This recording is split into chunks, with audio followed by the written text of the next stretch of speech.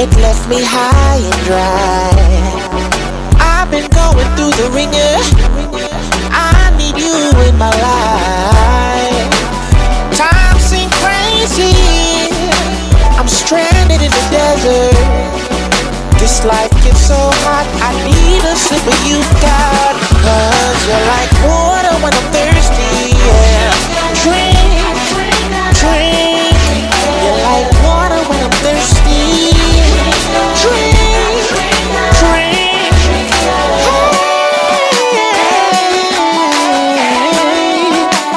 Ooh. It's warm down here.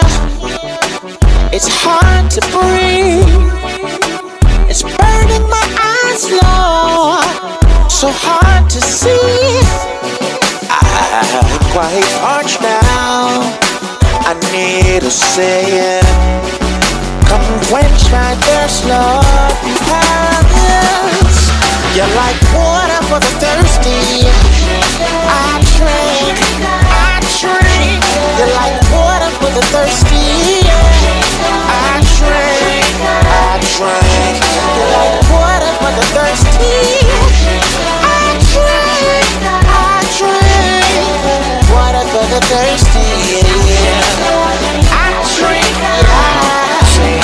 It's like water for the thirsty. Truthfully, our souls parched. You will find them when you seek them with your whole heart. It's so hard to stay consistent through the word I'm reading. 'Cause the time is coming soon when every eye gon' see him in the clouds above. This is about a love that quenches the thirst, but the world offers is not enough.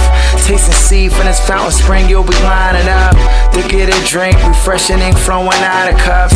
This life they gotta touch, to liberate them out of cuffs. Their faith is undivided trust, created us up out of dust. He's worthy of fresh well of living water for the thirsty. Give her honor the first thing that I do when I'm waking up. It's everlasting life to all who decide to drink You're it up. like water when I'm thirsty. Drink. You're like water when I'm thirsty. Drink. Like water when I'm thirsty. Drink. You're like water when I'm thirsty. Drink.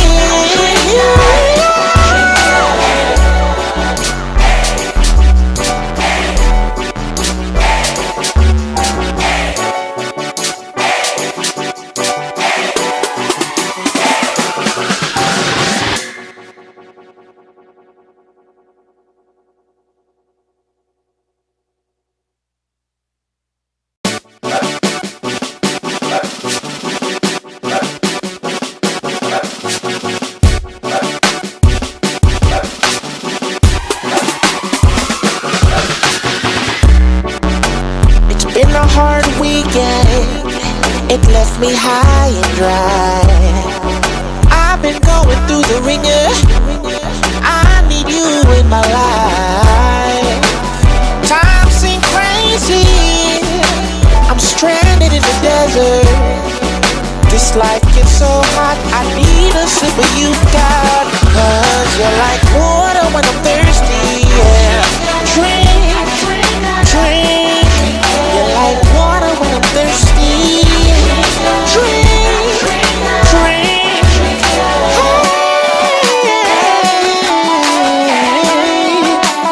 Ooh. It's warm down here. It's hard to breathe.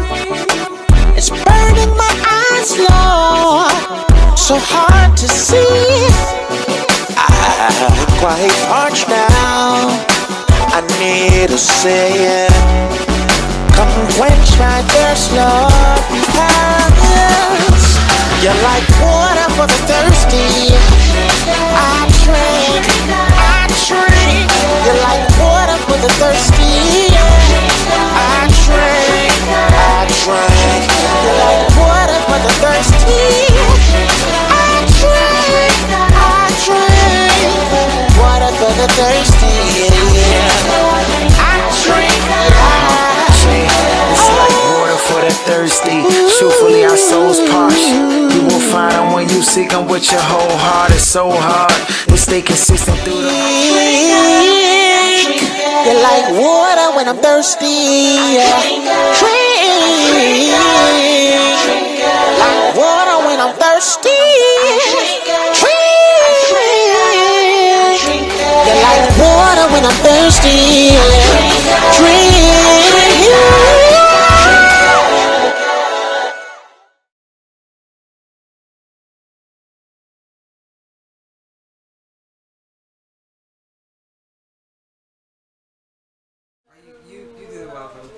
Good night, everybody. Welcome to Water for the Thirsty. My name is Jared, and I am your host and facilitator. I'm here with Shari and Shonice on Ladies First Fridays. We're also expecting Kenrick tonight, so it's not going to be just the ladies. Please keep Sharika in your prayers. She's not doing well, and so that's why she's not here with us tonight. And I expect Z may be with us later. She is also under the weather and she's touch and go as to whether she's going to be here. You know how it goes on Friday. Sometimes we have traffic issues, you know, with the rush hour and stuff. So, but thank you for joining us. Thank you for being with us, and we're excited to be here with you guys. Since the last time we met, we've read a lot. Yes. We've read a lot from our reading plans. The Water for the Thirsty reading plan, our Bible reading plan. We've read. What did we read, Shonice? We read John. Yes. Zechariah, Ezra, Revelation, Esther. Ezra. We're about to jump back into Ezra, right? We're going back to Ezra 5 and 6. No, we did finish up Ezra today. No, Tomorrow. Ezra. Tomorrow. Oh, I finished Ezra. You've been speeding along. Okay, so Yeah, you've been speeding along. But yeah. So yeah, we did Esther again. We finished up Esther. And Sharika's not here to talk about Esther. See. But Kenrick will be. And that's a favorite of his too. Yeah, so we follow a reading plan that kind of has us moving through a number of books because they all kind of fall within the same storyline and the same period of time in the Bible. And so that's why we've been following so many books. That's where our conversations are going to be coming from, and that's what we're going to talk about tonight. So I'm going to ask Shari to kick us off with what things stood out to you from our readings this week. So, hello Daniel, and happy Sabbath to you as well. Hey Daniel. Hi Daniel. So Zechariah. You know, these minor prophets. I don't know why they call them minor.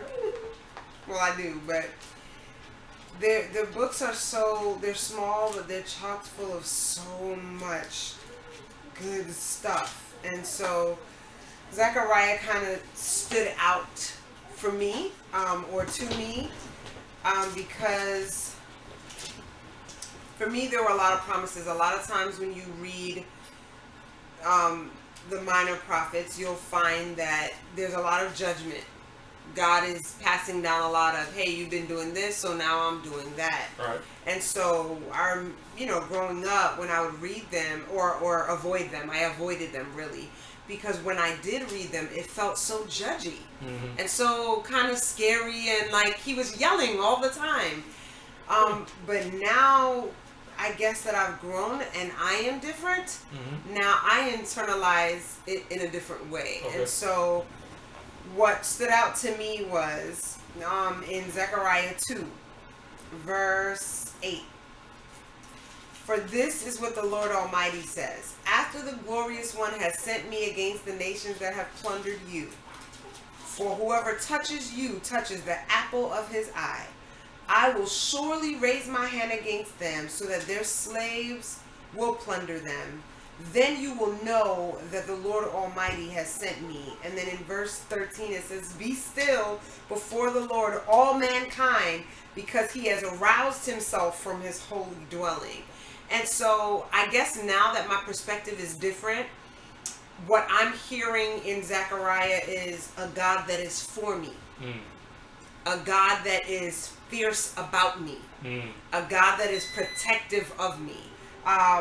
Also, when in chapter 3, verse 2, it says, the Lord said to Satan, who has chosen, it says, the Lord rebuke you, Satan. The Lord who has chosen, and I put my name in there. Mm-hmm. The Lord who has chosen Shari, rebuke you. And so I'm hearing God stand up for me.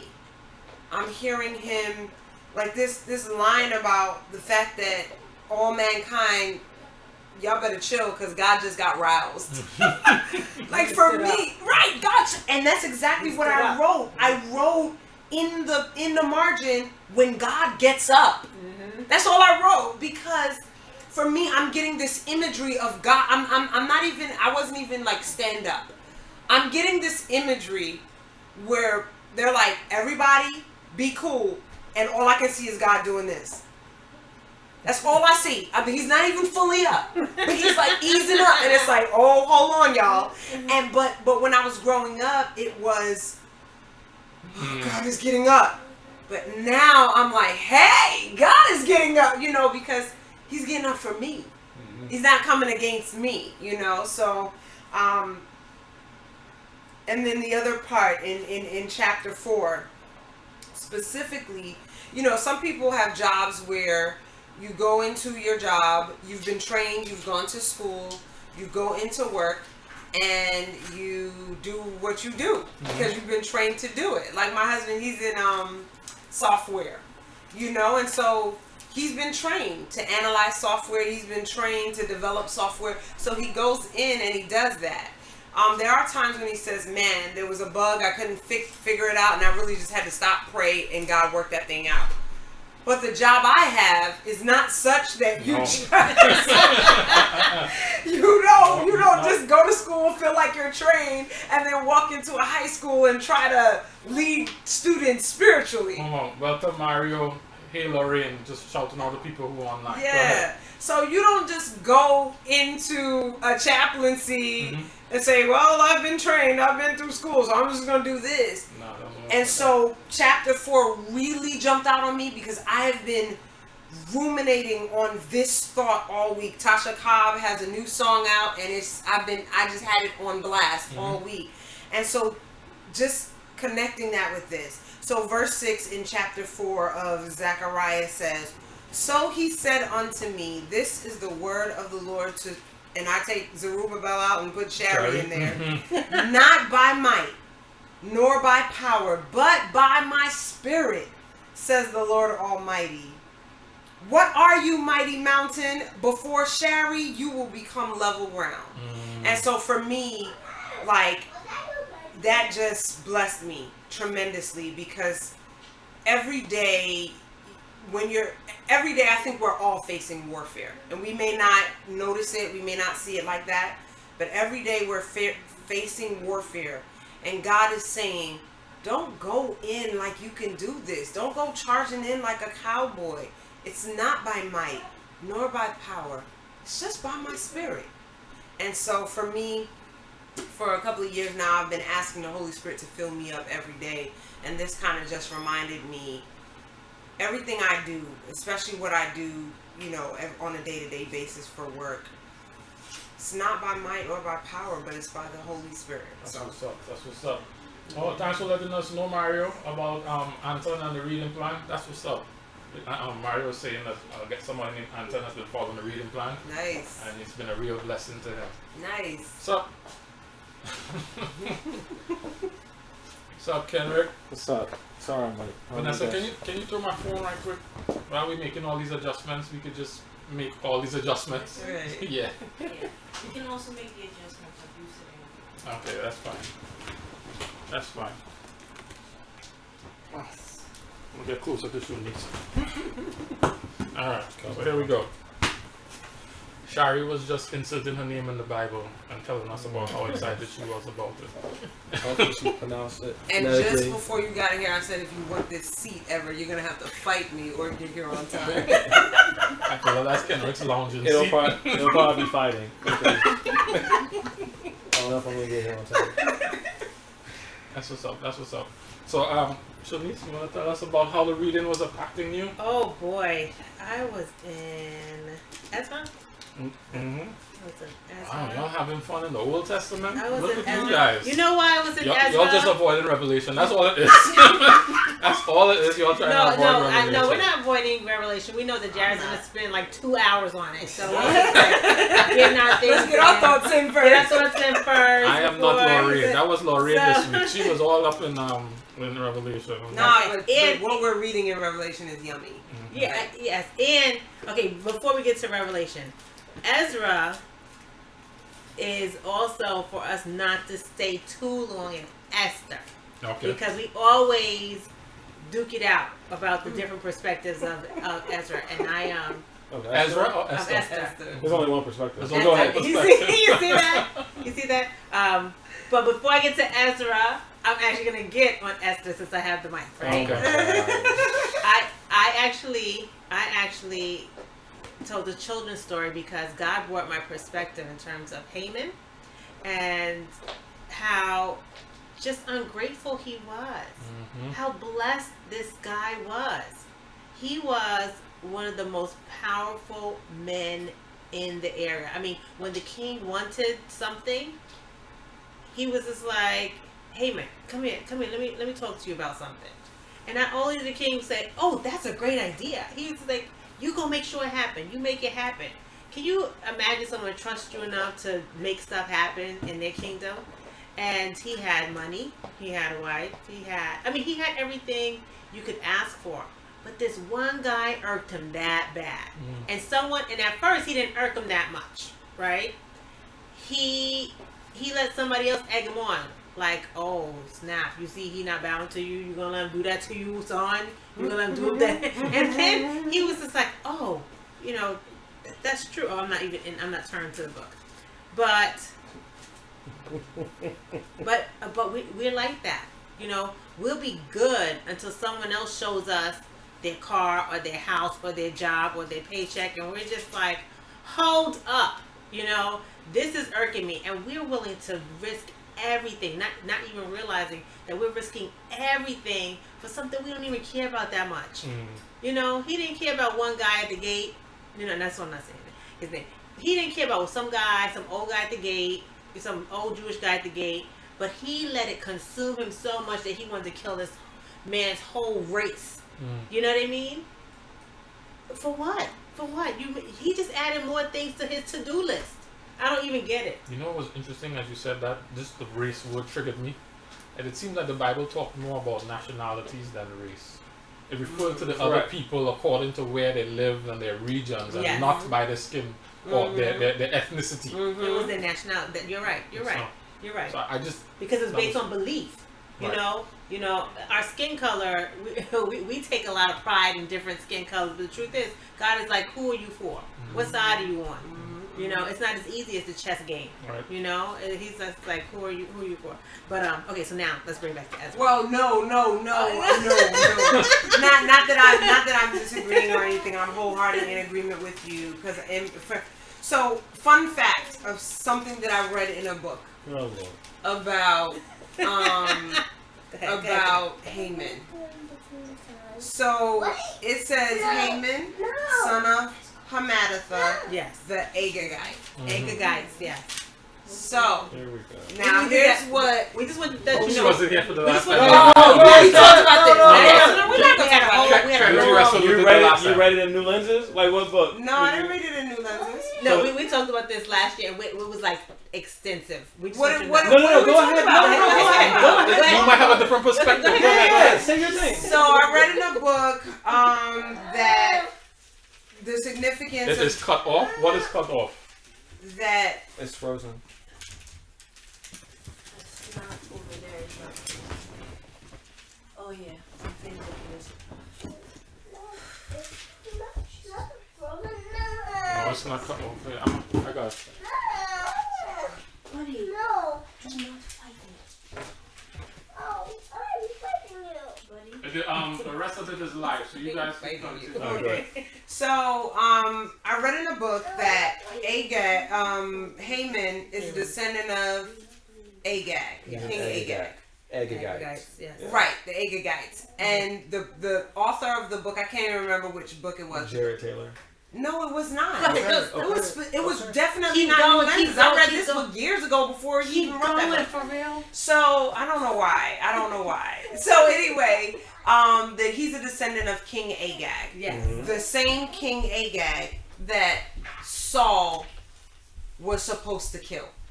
Correct. Exactly. Yes. And that this whole situation that came about with Haman and the Jews was simply because Saul didn't do what he was supposed to do. He didn't kill follow that man through. He didn't immediately. follow through. And so for me, when I read that kind of blew the top off my brain, because a lot of times we eventually Agag was killed because Samuel did it. But Right? he had kids first. But yes. he did what men do, right? And Before that, he influenced them. right? And so now this whole ridiculous situation comes about because Saul didn't carry out What he was supposed the to do. word of the Lord. And a lot of times as people, God tells us to do something and we feel like we want to do it, but we'll do a version of it, or we'll do it in our own time, or maybe we won't do it at all.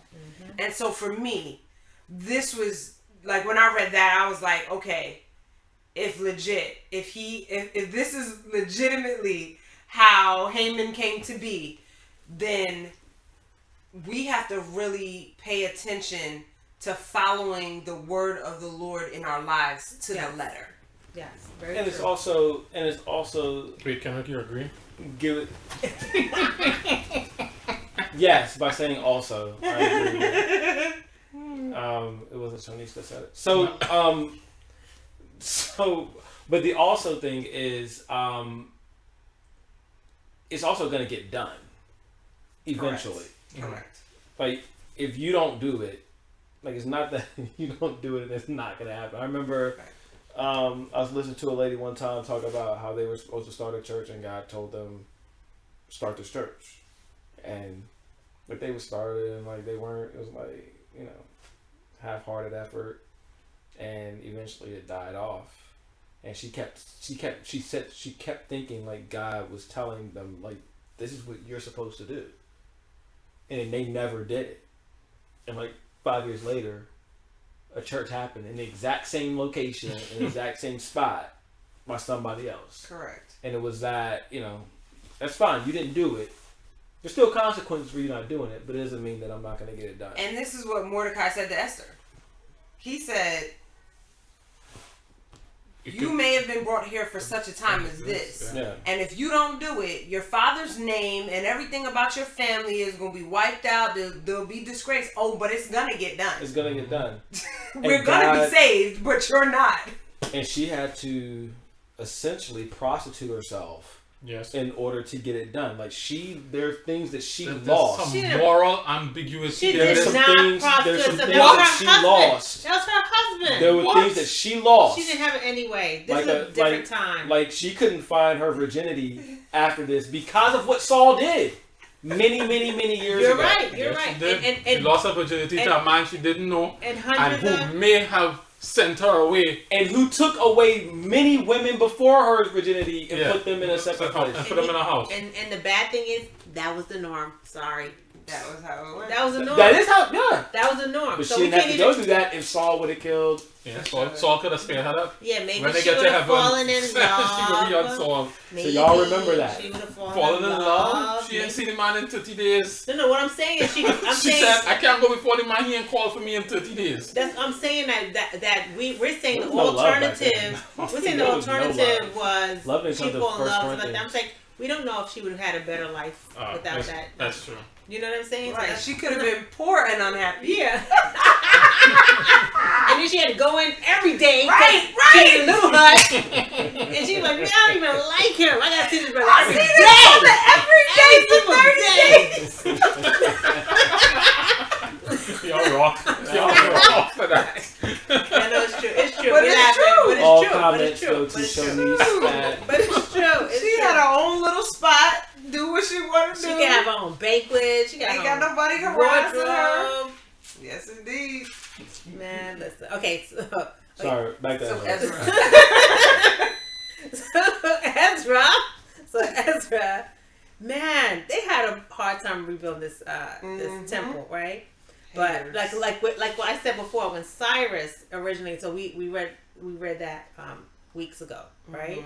Cyrus and this man who was not like this man of God acknowledged that his power came from God, that God blessed him with his kingdoms and so forth.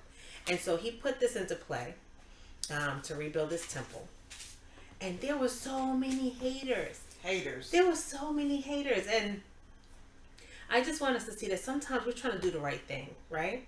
We're trying to do what God says for us to do. And there are going to be people who, for whatever reason, are going to be like, why are you doing that? Who said you could do that?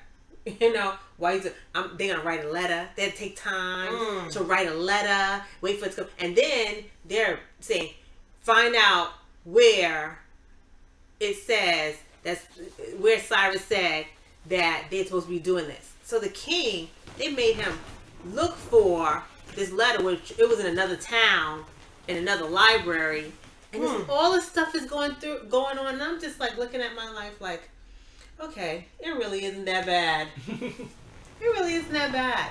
Because if God tells one man to do something, he puts it into play, and it takes time to get done, and I come in to do my part, and you're giving me a hard time, I have to ignore the haters, you know? And it's tough because sometimes we don't realize what side we're on. We don't know if we're on the side of hating, where we're trying to stop something that God has put into place because it's interrupting how our town looks, how our home looks, how our setup looks, how our church looks, how everything that we're used to looks. We don't know if we're on Satan's side and trying to put a wrench in it in the name of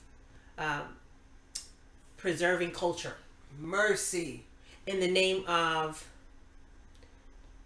keeping God's standards high. In the name of, I can come up with a lot of different statements in terms of how we might think that we're doing the right thing, and then we have diligence, man. We have diligence about making sure that we stop this person or this group from doing what we think is bad because it's not what we're used to. Mercy. Because the truth is, it was God who orchestrated Jerusalem being disintegrated. It's true. It's not like somebody came in and just like plundered and poor them. No, God was like, y'all are jacked up. I'm gonna let something happen to you. Right. So he put it into play, but now he's changed. It's a change order. Yeah. It's time to rebuild, and so we have to look at ourselves and see that even if we feel like we're doing the right thing, we have to see and petition God to clarify whether or not what we're doing is actually what he wants us to do. Because sometimes we're making things harder for people and we think that we're on God's side, but we're just messing up the plan. Oh, I like that. I think it's you and Kenrick kind of brought it up, but what's sticking out to me is that sometimes what God intends to happen takes time, but it will happen. Yeah.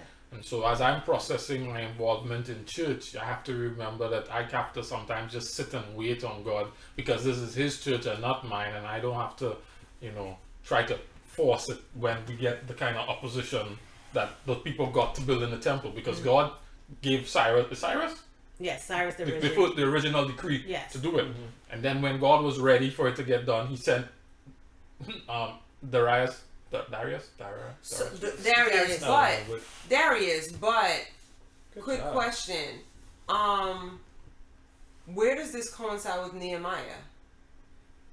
Nehemiah was I think he was a couple years later. He was some years later, after the temple was built.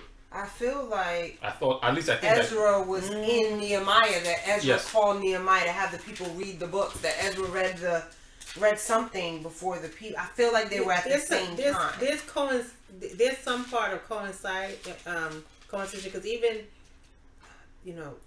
I think I mixed up Daniel in there too somewhere. Well, if it's Darius, Just kidding, you're gonna have Daniel. you're gonna have Daniel. Yeah, and that's what I'm saying. I was like, wow, Daniel, had a part in this. So and that's So I nothing. said that a to lot of say- people had their hands in this. Yeah. And they had a part. You have your part. If it takes 200 years, I'm not going to get it done all by myself. I said that. I asked that because what was Nehemiah rebuilding? Just the wall. The wall around the city. The wall. wall around, Yes. and that was Artaxerxes that gave him the right Correct. to do that. Okay, all right. I was just trying to place myself. I was just trying to place myself in where the Ezra came before to the city before Nehemiah did. right, and so so Ezra was rebuilding the temple. He was there around the time that they were building the temple. Yes. And he did the altars first, Okay. right? And in the place where they used to be, which he was afraid of, because he's like, these people were used to, they're used to their town looking like it was, and here I am like, oh, this was here, let me put it back here. And that's not what they had it for. They probably had it as a playground, or Right. as a watering well, or you never know what they had it for. So- Like today we have the Department of, where do you have it?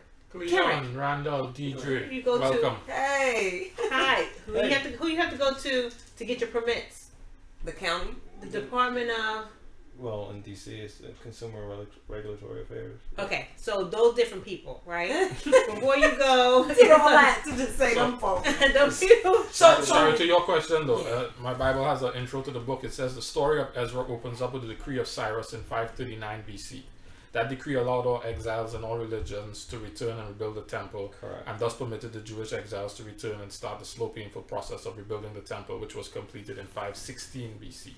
So that was like 20-some years. Okay. Then in 458 BC, Ezra himself returned, sent by Artaxerxes. Okay. In 444 BC, Nehemiah came to Got it. Jerusalem and rebuilt the walls. Right, and so go You ahead. said what? For what? 444 444? BC. Okay. Sorry, Nehemiah go came. And so for me, it's along the lines of what you're saying. There were so many haters because Nehemiah had his own set of haters, Yes. Yes. and now he's got Tetanai or whatever his name is Yes. writing letters. Right. And so here's what jumped out at me when he goes, "Who authorized you to do this?" Yes. This is what jumped out at me. Who said you could be? Who said you could do this? Yes, Right? exactly. Now, mind you, this man has authorization from the king, but above that, he has authorization sure. from God. He has it But from the if last you live, king. yeah, but you think about it. From You the last live king. here. What I'm saying is, he didn't just jump up and say, "The Lord told me and do this." No, right? right. He had authorization at some point from an earthly king. Right. But then let's wipe that out, and if we're believers, he had authorization from God. This was God's doing. But he Right. didn't know. He didn't know because Sure, but Who didn't know? the hater. Oh, the hater, yeah. The hater didn't know. But you know why the hater didn't know? Because Tetanai. Because You know he why the wasn't- hater didn't know? You mean be a Johnny come lately? He was Not even, because Johnny come lately can hear from God. Tetanai. Haters are hating so hard they can't even hear what God is saying. Fair enough. Hating is a full-time job. Full enough. Fair And enough. what are we doing, our haters? Oh my gosh. Oh my I'm gosh. sorry, I'm with high schoolers all day long. Ron, what's up, man? You dab on your haters. That's what you do. Okay. oh my god. So then Nehemiah had his own slew of haters asking him the same question. Who told you could do this? Right. But think Right? about it, and that's my thing. That's why we do have to examine ourselves. Because think about Tetanai, right? He lives here. Where are we? He lives. We 5 and are 6. Ezra's Yeah. haters, right? Yes. Ezra. So I was with Ezra. We're So Ezra, Tetanai, we're Tetanai, Nehemiah, Ezra. So Esther. think about Tetanai, right? Think about even any of the other ones. Here I am, my family, my grandpa, my whatever. I know y'all went to exile. I know stuff happened, but my dad built that store over there, and he had that store for 50 years. And now you come and you put this altar here, and my dad is selling whatever trinkets he's selling that had nothing to do with whatever you're doing here, and it's messing up business. We don't know what this disrupted. And so he sees these exiles, these people who were not here for a long time, coming up where he has been for a long time, and they start building stuff. And one of the things we have to say about people of God and how they do things sometimes, they didn't explain themselves very well and humbly. Sometimes they walked up in there like, God said do it, I'm doing it, bam. And for someone who is here, it doesn't come across nicely. Like, for instance, even with, let me go back and I'm come back. Even with Mordecai and Haman, Mordecai could have been like, yo, I'm not trying to be disrespectful to you. You know, I worship God and we don't bow to men. You know, that's just who it is. It's no disrespect to you. He never did that. He stuck up his nose to him because he was like, yo, I'm of the Most High God. But all this could have been solved too if he would have been like, yo, that brother, he got issues. His whole family got issues. They've always hated Jews. Let me not jack with him. You know what I'm saying? No, I agree with you. He could have been. But you Mordecai don't could have feel been. the way same way about Stephen. Mordecai, because Stephen is different. Don't get me started. I'm just saying, about like, the it's same not ever. No, but he could have. No. Okay, So- my fault. That's my fault. Go ahead. I But know- you're right. No, you're 100% But right. Mordecai could have been like, yo, this whole dude's family. They shouldn't even be here. He has a vengeance. He don't even know he has a vengeance. He bugging out. But instead, he has sackcloth. He's fasting and praying now. All that could have been solved if he would have been like, you know, this is why I'm not bound down to you. No disrespect. Haman would have been like, Yeah, but he was disrespectful. I Who don't was, think Mordecai? that would have diffused. That's what I'm saying. Mordecai was No, that's- disrespectful. yeah, that's her point. Yeah, that's yeah. what I'm saying. I'm saying. Yeah, I'm but I saying don't think that sometimes would have people come- diffused. I don't think an explanation would have diffused. The I situation. think But it was- sometimes it just. But sometimes it does. We never It's- know. Sometimes it does. You, but that's what I'm saying I about. it has a better chance of diffusing the situation than what he They're not did. saying And that's the thing. anything. Sometimes with people of God, plays and to we our know. natural reactions, like he did Sure. with Paul when the lady was chasing him down and prophesying behind Yes, them, yes. and Paul turned and cussed the lady out. Yes. God worked through his reaction to reach the man in the jail. He knew Sure. it. So But and I would dare He say knew God exactly worked through where he was Mordecai's going. rebellious, disrespectful nature to handle finish the this job situation.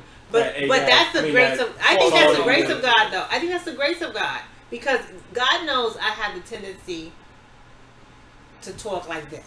You know, Yeah, I was when I'm gonna in say certain that, 'cause it's- situations, Like water for Thursday. and I have to remember. You know, God wants me to behave the way He has blessed me to be able to behave. Sometimes it's a little rough, and I'll leave it to the side what God says, and God works through me in spite of Right.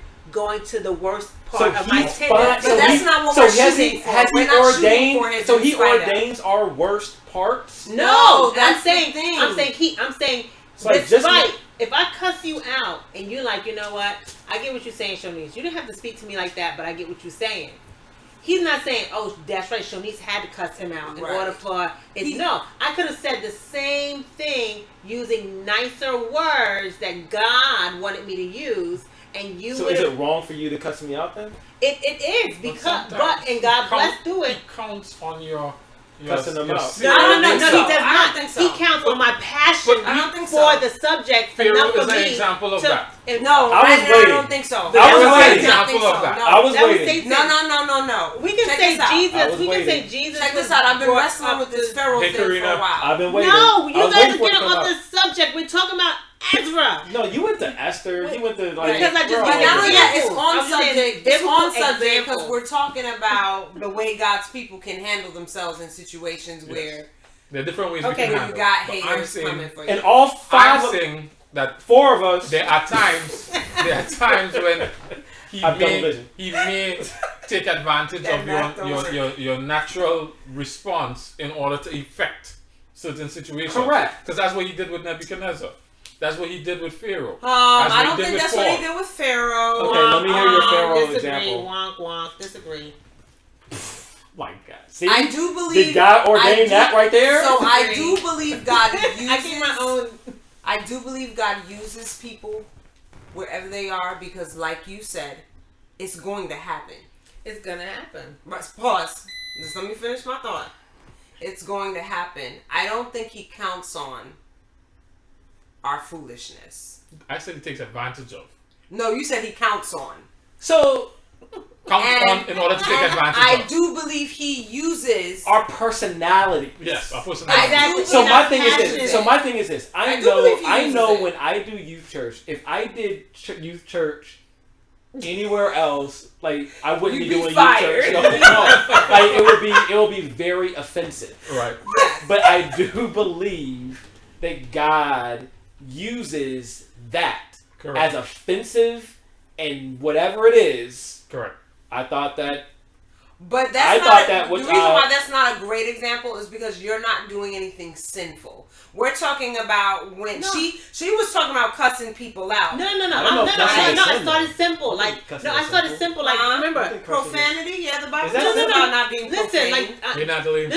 I'm It's saying, certainly not something God desires or not wants for sinful, us. not Let's say sinful. that. Like cocky, like Tetanai.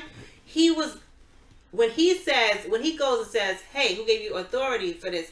Ezra could have been like, "Listen, Cyrus did, and then this and this and this and this and this and this and this. What, for what? And this and this and this For and this? this and this and this." But that's what he did. That's exactly did. what they did. He did that. And That's exactly what they did. No, he just made statements like, "Yo, I got my papers." He's like, "I got my papers." This, you know, And that's I got all my you need to papers. say to a No, governor. I got my papers. No, But what you're not. No, you Shanice don't. is saying, Not when. she's saying the way you The go spirit. about it. Sure. Like, But listen to the like language you, from verse but you, chapter 5. Read Yes, it. 'cause I read it. I'm I'm ready. Okay, go ahead. So in the first section of the story, he doesn't actually address what the people says. Who authorized you to? Okay, so What verse? I'm did gonna you read. say? I'm gonna read from verse 3. You said Three. five? From Three. verse 3. Yes. 5 At that Ezra time- 5 verse 3. At that time, Tatanai, governor of the Trans-Euphrates, which means he was the ruler in charge of that region. Yep. And he heard Yes. some activity was happening. He Yep. comes to look. So he's doing his job. He's doing his really. job. That's what I'm saying. And the associates went and asked, who authorized you to build this wall and to finish it? They also asked, what are the names of those in the constructions? But the eye of their God was watching over the elders of the Jews, and they were not stopped until a report could go to Darius and the written reply could be received. This is a copy of the letter that he sent. I'm going to read Okay, from wait, that. stop. Because he says, "Who authorized you to rebuild this temple and restore this structure?" So it's not just him like, "Yo, who you?" Right. He brings his people too, because he sees something happening and he's just like, take down the names of the people. This is proper protocol. Right. Who's these Sure, people? sure. What they come into They're this in my town? region. They ain't paying no taxes, Right. right? And they just starting to build stuff. Right. You know, So and what- I didn't hear about it. So that's another thing. They didn't even go to the people and say, "Listen, King Cyrus told us such and such, such. This is what's happening." But- when things change, and that's okay. That's okay. They didn't. But when he comes, we don't see anywhere it says what are the names of the men constructing the building. But But he the answers eye in of their 11. God was watching over the elders of the Jews, and they were not stopped until a report could go to Darius as it was written to be received. So in 11, it says, "This is the answer they gave He us." answers him at length. No, this is from the letter, though. Oh. Right. That's So- from the letter. That's a letter okay, that came okay. back with the answer. Ezra, it didn't say Ezra said, Ezra gave him a complete answer. Yeah, but yes, it does. Because it says, verse 11, this is the answer they gave us. So, Wait. that's why I wanted to keep reading. No, it Hold says on. to King Darius. Hold on, stay with me. So, verse 8. So, 6, sorry. Tatanai, because the guy who's Yes. writing Ezra is summarizing the events. So, Tatanai sends a letter to the king to investigate what's happening. And in the letter, we realize what actually transpired. So, he says, King Darius, I came under this building. I'm paraphrasing verse 8. We went and we saw the people building. We investigated. We asked them. And then he restates in verse 9 the question that was asked in verse 5. Who was authorized to build it? Who were their names, whatnot? And this is the answer they gave us. So when he came to them, this is what they said. Right, They said, yeah. we are servants of the God of heaven and earth. We are rebuilding the temple that was built many years ago, the one that the great king of Israel built and finished. But because our ancestors angered God, he gave them over to Nebuchadnezzar and he destroyed actually the temple. gives him a very comprehensive Right? Extensive Then he answer. says, however, in the first year of Cyrus, he issued a decree to build a house. He even removed from the temple the gold articles, whatnot. Then Cyrus gave them to this guy. He appointed that guy governor. And, yeah, so it says, Right? it says more or less, see if all this is true. This is what they told us. And so but that's see if why it's they true. wrote the letter to see if it was true. So they Yeah, so so they see did if it's true. answer him appropriately. Okay. Gave Okay. So them they history, did. So too. they did. They did answer him So they appropriately. did it So back. here's what I love. Here's what I love. Chapter 6. Oh, nice. Here's what I love. I love what God will do. And it's driving me nuts that I hear this Trinidadian guy in my head often. I hear this Trinidadian voice in my head often saying, faithfulness is enough. But faithfulness is enough. And this is what God does when you're Welcome, faithful Jeremiah. no matter what. So, moreover, have No, is it my Jeremiah? Yes, Oh, yes, yes. baby. All right. So, moreover, I hereby decree what you are to do for these elders of the Jews in the construction of this house of God. Their expenses are to be fully paid out of the royal treasury from the revenues of the Trans-Euphrates, so that the work will not stop. Whatever is needed, and You then he do goes on. That's it. He And said, then- "You give it to him now." that's it. Whatever they need, give them burnt offerings, give them everything. Not just like give them everything they need, pay it out of the treasury, leave them alone and let them build. I said that to say that Every day. all these people wanted to do was build, right? They were doing whatever it is God told them to do. They were building. But God said on top, because you've been faithful, because you did not stop, because you on your haters and just kept it moving. My husband is rolling his eyes right now like, did she just do that? So, Yes. because you did this, Let's get an eye roll emoji, Jerry. An eye roll emoji. Thanks. so because you did this, not only am I going to allow you to continue to do the work faithfully and have you be untouched, but I'm going to give you some other stuff that Yeah, you needed. I'm gonna fully desperately. finance it. Mm-hmm. And for me, that is big.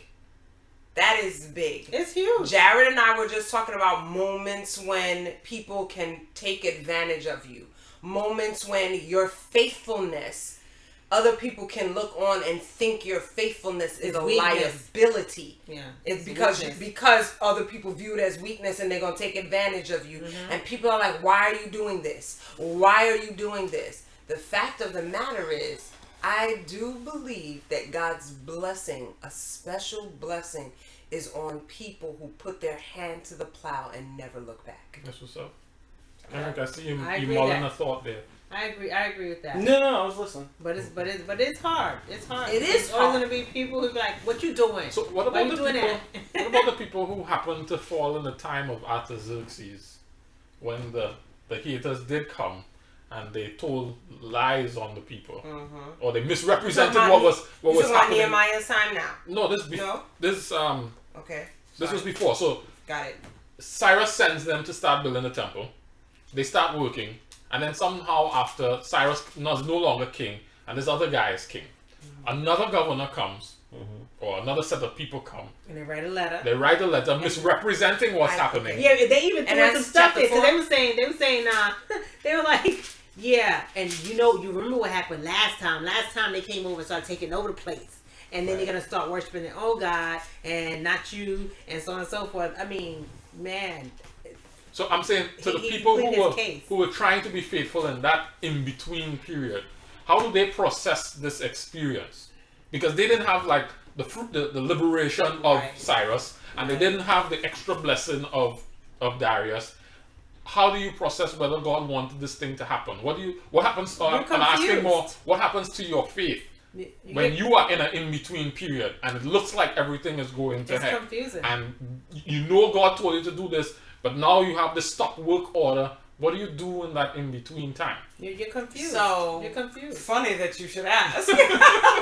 So in 2012, I was praying and I heard God say that I was going to be the chaplain at TA in 2012. Now at the time, the current chaplain, the chaplain that was current may still be on, Mario Broussard, was there, and 5 years passed. And in that time, I thought, God, surely I must be crazy. I applied twice. The first time they didn't even call me for an interview. And the second time I interviewed, and I think I tanked in terms of as far as interviews go, I've done so much better. But I remember so many times feeling like, did I hear you right? Because it doesn't look like it. It doesn't sound like it. It doesn't feel like it. Did I hear you right, God? And so what I would submit is that in those moments, and Leah Burgess and I are going to be doing a series leading up to the New Year's called The Dark Room. And I would submit that when you're in the dark room and you really don't know what's going on, for me, what was key was confirmation. I asked God to confirm his word to me 3 times in the 5 years. Part of me felt guilty for asking for confirmation, because it's like, I said it, you heard it, I confirmed it, you heard it, I confirmed it. Like, why do you keep asking, right? But it was important for me to keep asking to get confirmation, because once I knew God said it, I was able to be faithful and wait. And then when I felt like, oh, maybe I'm tripping, and I asked again and I got confirmation, I was able to be faithful and wait. And that third and final confirmation was enough. Then for the next 2 years, I never had to ask again, because I was like, okay, 3 times, that's an established word from God. I don't need to ask anymore. I just need to wait. And I would submit that when we're in those, the concept of a dark room, if you've ever developed film, is you cannot develop film where there's light. It has to be dark. But it's scary in the dark. And it's confusing in the dark. And you can't see a hand in front of your face. But that's where your development is taking place. That's where you're getting ready to be able to do the thing that he's calling you to do. So I would submit that when you're in those moments where it feels like limbo, lean in and listen to what God is saying. So that no matter what, because essentially that's what faith is, right? It's believing what you can't see, hear, taste, touch, whatever. Just going on the word of God and believing that if he said it, then it is. And so I would say for people like me who vacillate, ask whenever you feel like you're losing the faith, ask for another confirmation of his word. Lean in and listen. Can I submit something? Since you're submitting? Yes. I have a submission. Are you going to do it online or in your paper? Have you been to the seminary? You cannot. Daniel, Mr. Bellamy, welcome. Hey, Cherise. For me, to Sherry's point, I don't like the idea of trying to get confirmation, because I think it's like a questioning, faithless in and of itself. Yeah. So, but I think there's value in that. One of the things I was going through, I was going to say it for a thing, but as I'm going, I hate minor prophets. Like, I don't like reading them. But what I've learned is so going through the whole process, especially in the Old Testament, of seeing them over, the children of God over and over again just disappoint. And then getting to the point where you were saying, where there's a period where nothing happens and they can't see anything. And there are people that live through that period that see, I wouldn't say from a reader standpoint, it's almost like a waste of time. Like, there's nothing there's nothing that positive that came out. They had to live through hell. Yeah, they just right? live through the moment. And so they're going through all this. And so, hey, Jules on. Oh, is she? Yeah, she just came on. Hey, babe. She want to make sure you're here. I just want to make sure what I'm going to say. What's up, Chris? What's up, Luna? But one of the things I was doing, so I was going through and I was evaluating decisions that I've made and going through, and I was like, there's so many times I've disappointed God. And just like the children of Israel, he just kept saying, just, okay, do this. Okay, do this. And at some point that ends and he's like, you're going to exile. You're done. I'm done. You have to face the consequences. And so as I'm going through this and I'm going through my life and thinking about my life, I realized there are points in time where I didn't even necessarily have to ask for something. And you brought it up the other day. It came to a point where it's what have I already done? You're in the moment and you're trying to get these answers and whatnot. And it's and I remember God saying, similar to how he kept reminding the children of Israel, like, I brought you out of Egypt. I've done all of these things. Don't question me, you know, and don't keep asking me. Like, I told you once, and this is what I've already done. So one of the things, like, God started telling me to do was take the book that Jared gave me, the little notebook with the deer on it, and to start writing down, to start going through and writing down things that I've done for you. And like going all the way back to when, you know, I went back like 15, 20 years. We started writing things down and all these types of things. And then you know, I'm still writing. But as I'm going through, I'm realizing like, so you've already done it.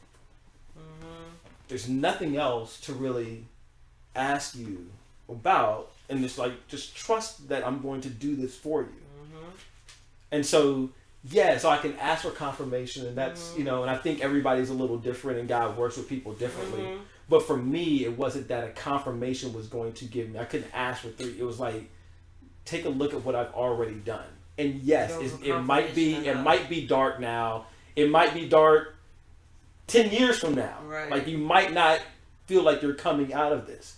But given the fact that I've already brought you through certain things, even if I go dark on you, hold on to what that is and allow that to renew your faith and to keep you strong. Because at some point, you'll come out. Even if I die. Sure. If I do what I'm supposed to do, then... So you're saying don't doubt in the dark what God told you in the light. That's right. Don't dark in the doubt. So, don't doubt in the dark. God told you. What God told you in the light. And so I love what you said, because for me, writing is key. Not only writing what he's done for me, but writing what I heard from him.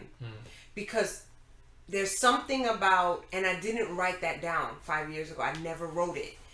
But there's something about writing what I've heard from God to make it real to me. Like, I know I'm not crazy because I wrote this down when I heard it. And so I do, and just about every year I go back and read my journal, because it's so important for us to see what he has done and what he has said and the evolution of our faith and thinking over the time. I'm going to agree with you about writing it down, or at least remembering what was said clearly, because sometimes we hear it and then we interpret it to look like this. And when things are not shaping up like that, you start to wonder, what did he say? But when you reflect on what he said, what he actually said, then, you know, you can realize that, no, I'm adding on. I'm reinterpreting what he said. That's not what he said. And there's so many ways that he could make what he said work out. And so that's the other thing that this summer. Can I be like Orlando and Bradley a little bit? So I remember God said to me, you're off to a good start. He said to me, your co-worker will be your wife. Wow. That's all he said. And so I was dating. You thought it was work. No. Okay, not work. My co-worker in the Lord, my co-laborer will be my wife. Okay. So I was dating this chick, this young lady, and we were doing ministry together. And so when the relationship started to get rocky, I'm like, well, this is my wife. Well, no, I was just like, he said my co-laborer, this is my co-laborer, so, you know, maybe I should stick with it and wrestle it through and work towards it. But then he introduced this, and I have to say, God introduced this other lady, because he was sending me a message, and he sent me the message, and I got it real early. He said, you don't have to settle. I can give you everything you want. When he sent this other lady. But he didn't mean I was going to use her to give it to you. But he just wanted her to reveal it. Right. So I didn't have to settle. But when she came in, she wasn't of my faith. She didn't have the same, you know, we weren't in the same place spiritually. But she had all of these other characteristics that could make her a co-worker if we could catch up or meet in the center. So now I'm processing these two, because your co-worker will become your wife. But I had my own definition of what that looked like. Yeah. And so the person who became my wife is what he said, my co-worker, but not in the sense that I had interpreted or processed those For sure. those lenses. And so I was stuck, trying to figure out, well, do I wait here because maybe she could grow into it? Maybe he wants me to do that because she's gonna bring in, and he just had to. He cut both of them off on his own. I took too long to make a decision, and he made the decision. He said, no, it's neither one of these, and he kind of left me alone. Not in a dark period, but he left me alone to say, no, it's not these. Continue doing what you're supposed to be doing. And I stumbled upon my wife kind of by accident. I mean, I knew her, but it was by accident. Yeah. She wasn't even on the radar. She wasn't even in the picture. It wasn't on the thing. But while I was doing what he said, we were doing. I had I'm gonna stay transparent like Bradley and Orlando. I had an assignment to do for my master's program to do some interviews of people, and so I just used the people close to me to do it. So I took my wife. It wasn't my wife then, but I took my friend. We went to the movies, and before the movies, I do this interview, right? And just for the class, because there was several different people. It had different categories. She was just one category, and one of the questions was, how do you perceive God? Or because it was about getting people's perception of God, because that's what the class was about. And as she's talking about how she perceived God, I'm hearing all the things that I know God wants to use me to do are coming out in this lady's just answer to these questions that are unrelated to this thing. And I go, wait a minute. To give this thing a closer look. And so that's when I went and I did a closer look, and I realized that, that's where he was leading me, and that's where I ended up. And she did become the co-worker, just in a different way. So I'm saying all of that to say, all of that backstory to say that it's important to know what he said, because if you're not clear on what he said, you can reinterpret, misinterpret, and add on things that he never intended to communicate into what he said. And so that you say, well, he said my co-laborer, and you think the person I'm doing ministry with, which could be the same thing, but I'm not the same thing. Did you guys realize how confusing everything you said was for someone who's going through it? Like you said, the dark room. Because if we are hearing God's voice, but we don't know if he's clarifying things throughout the way, or if we're keeping our eyes that was gonna open. be my next thing. Yeah, because what happens when okay, let's say a job, right? Look, because I've been married too long to say he's wrong, right? So let's say a job. Let's say, I know I'm supposed to be in this field, and then I get into this field and stuff starts going awry. And then everyone else is like, dude, you crazy. Why are you still there? And I'm like, well, God said, like the woman, he had to take her away. You don't want the person to get fired before they realize, oh snap, was that not what I was supposed to be doing? God said to do this, and this is how I felt in this situation. And there is no substitute for doing our absolute best to clearly hear God's voice. And when you said you asked again and again and again, I didn't see anything wrong with that. And the reason why I didn't see anything wrong with that is because sometimes when you're in a dark room, it's because you actually walked into the dark and you thought you were walking in another place. I know that there's a point in the Bible where it says that the Spirit led Jesus into temptation with Satan himself. And so, and even though he was supposed to go through that, that's not where he was supposed to stay, Sure. That was supposed to be a moment. And that moment brought to the ministry, the next moment. And sometimes we are in the moment with Satan and we think that's where we're supposed to stay, or we're tricked. He can trick us. One of those questions that Jesus answered really well, if he tricks us, then we think, oh, I'm supposed to go this way. And getting to know God's voice to the point where we constantly say, okay, I took 4 steps. Am I still on the right path? Sure. I took 7 steps. Am I still on the right path? This happened and that happened. Now that this happened and that happened, am I still on the right path? Because I believe that if things were different, then poor Vashti would have lost her position. But You my know? thing is this. I think one thing that we don't value, and as I'm listening to everybody talk, we don't value timing. Correct. And so, Correct. And I so agree. at the end of the day, like I've Correct. realized things, to Sherry's point, I've realized things where God told me years before, and I'm going through and I'm like, it's like, is this it? Right. Yeah, exactly. And it's Playing like, double dutch, like. nah, bro, Yeah. that's not it. It's like, stay out, the rope's still spinning, but you ain't jumping. Right. Like, and you keep going, and then when you finally just chill and relax and understand that. So, when I started praying about, like, trying to remember, I put it on my phone first. And I was like, it's called The Journey. And I started going through and looking at all the things that God was doing. And that's the journey. And you go back and you realize, and sometimes it's easier to look back and be able to identify where he was taking you. Than when you're Right. actually walking in it and walking to it. So part of it is also just the timing and the process, or if we're from Canada, the process.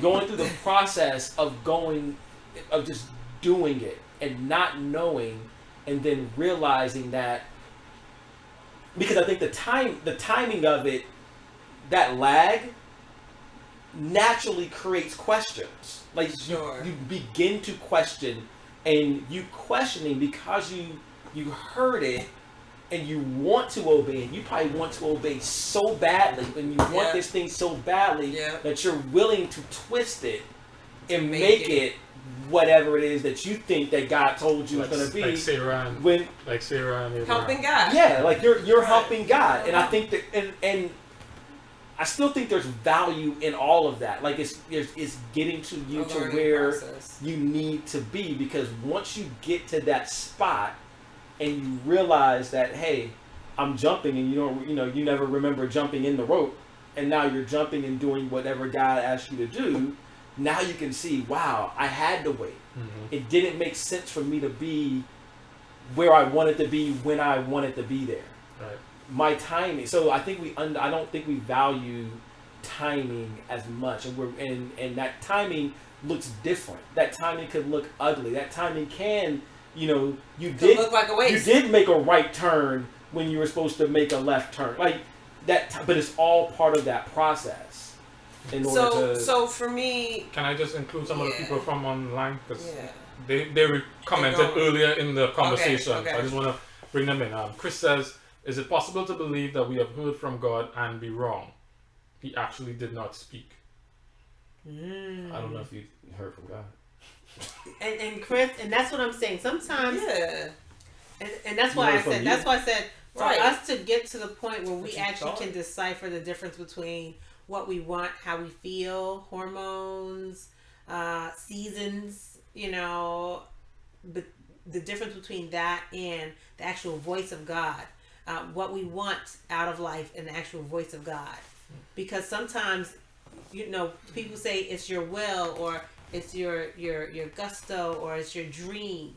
So if you have a dream and you're following your dream, it might not have anything to do with God. God might not be saying much to it. He might say, hey, for now, I don't need you to do anything extra special. Go ahead and finish doing what you're doing, and let you, and, just sin not. And then when he calls you to stop at McDonald's and talk to this chick right here, and, I'm sorry, I've been running up to the same chick. Talk to this young woman right here about his love, because she needs to hear it. That might be one of the biggest things he has for you to do, and he needs for you to be obedient immediately in that. But then something wrong happens in your career, and he's just like, figure it out. We have to know God's voice. So when I was about 21, I started praying, God, help me to know the difference between my voice, your voice, and the enemy's voice. Because I think that we have our own narrative running. I think that the enemy is whispering stuff to us, and I think that God is desperately trying to get through us. The other thing that I would say on that is I found that when I turned down the sounds, I could hear him better. When I fast, like when I've done music fast, it's not just secular music or it's not just non-Christian music. I fast from everything because I don't want a songwriter's voice. You know, and I'm like that with words, that I retain words, especially if they're put together well. So when I want to hear from God, I shut everybody else's voice out. The other thing is that, and this happened to me this summer, because I'm the type of person that if God pours out a vision, I'm like, let's go. Immediately. Like, immediately. I really thought you were falling. No, I did too. I'm I was like, trying to move out the way. so I can fall? Don't pull me with you. So, the chair just fall. no, I am the type of person that the minute I get vision from God, I get up and I run to it immediately. And what God has shown me over the years is, He just said to me this summer, when I speak to you, you have not gotten the fullness of what I have to say. You must further interact with the word that you heard. And so for me, what that looks like now is that if I hear God say, make an orange sweater, tomorrow I'm going to go back to Him and say, when? Because now I don't assume that's make an orange sweater after I get off my knees. Right. And I've The got in following trouble. day, I've the got in trouble following for stuff day, like that, though. the following day after asking when, whether I get my answer or not. If I don't get my answer, I keep asking. The following day, whenever I get my answer about timing, then I'm asking Him, out of what material? Then I say, what kind of thread do you want me? Like, I go through a process with God, and what I have found in doing that, just from summer to now, is that it actually maps out the course for me in a way that I've never had before. And so when I was younger, I would say, God, why are you showing me my life in snippets? And the answer that my husband and God gave me was, because you can't be trusted with the panoramic. If I show you it, you're going to try to do it all now. But there's a time. There is a time. Because in 2012, you were not ready. You thought you were ready, but you were not ready. There were some key components that I needed to drop into you Like first. Peter, I'm going to die for you. And then 12 hours later, the cock is crowing. Slow down, Slow down. And so for me, and I heard God say this, interact with my word.